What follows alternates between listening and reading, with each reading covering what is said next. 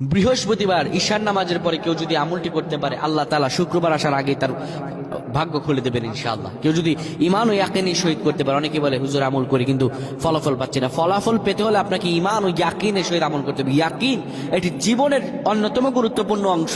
ইয়াকিন ছাড়া যত আমল করা হয় সব আমলগুলো হচ্ছে নসি, কোন আমল আল্লাহর দরবার কবুল হবে না। ইয়াকিন এটি গুরুত্বপূর্ণ অংশ।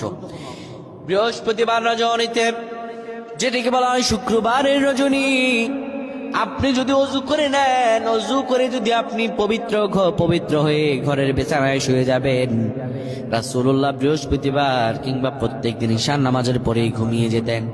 আপনি পাক পবিত্র বিছানায় শুয়ে সূরাতুল মুলক তেলাওয়াত করবেন।